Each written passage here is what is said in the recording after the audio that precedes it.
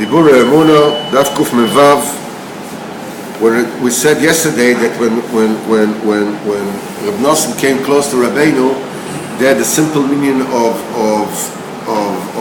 pot sellers, and that particular minion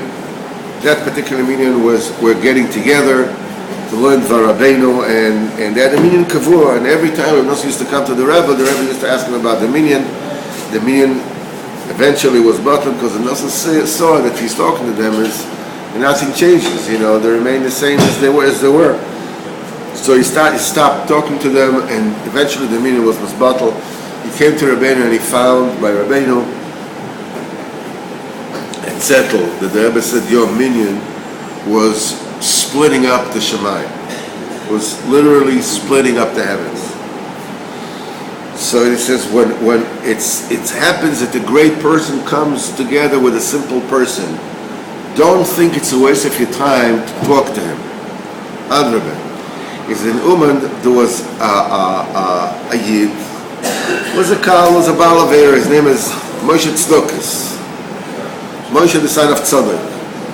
Now his father Tzedek was a very simple Jew, a Balagala, was a driver, and he was an Elech Yid. He davened in our Besmedish, but like the way of the Pshutei Am, the simple people. Then he used to get up in the morning, say a few kapitlach tilim.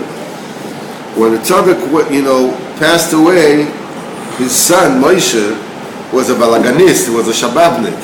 Was the one that to the besmedish, because from all the other B'tei Midrashim, they shooed him away. Who wanted him? Because of his his good deeds. Because he was really a dangerous person.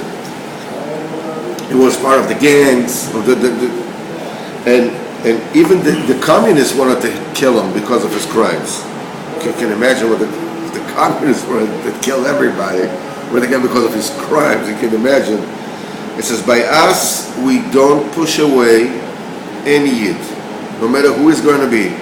He came to our shul to say Kaddish, and he went. He never davened, he never put on tefillin. So Rabbi Yankov Jitomer, Allah V'Shalom Kenta says, Moshe, if you're already in, put on tefillin. So Moshe Tzedakis agreed, and he put on tefillin. And step by step, he started davening, he started Mekayim other mitzvahs until he became a total Baal Tshuva. He even grew a beard and payas and the whole thing. And many times people saw him, rolling around with boiling tears off at the Tehillim Likutei Tfilas. When the communists, they closed up all the mikvahs, I told them, Moshe, you know exactly what you did during your lifetime. See to it that we'll have a mikvah. It will be a big tikkun for your nefesh. Chuvas HaMishkal. It was a Poshet Mesiras Nefesh, Poshet. Those times, one of the biggest mikvah was, the biggest averus was having a mikvah. And Moshe did it. He took it upon himself. He was a Baal Gola. He took and he dug up his stable, made a big hole in the ground until he found a Mayan kosher, and he made a mikveh. Obviously, to warm up the mikveh was not shayach, because the communists would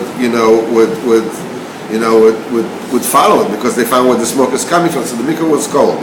It says, I remember you had to go many, many steps down until they came down to the fountain when it came out, and the water were frozen like ice until it was difficult to get out after traveling.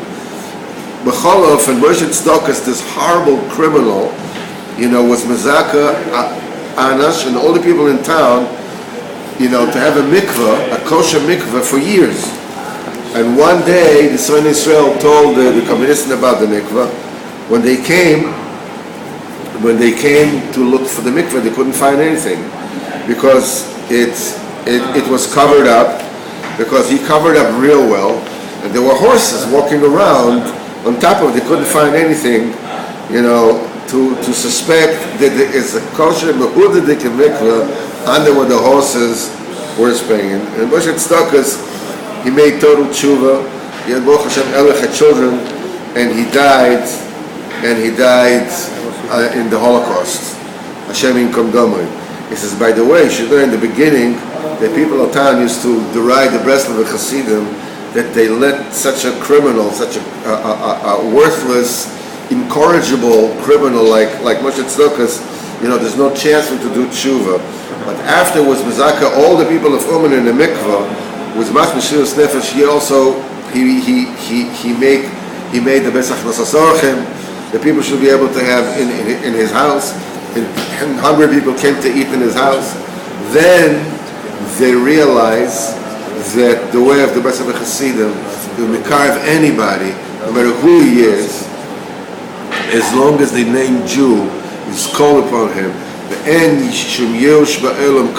is no Yirush in Olam Klal.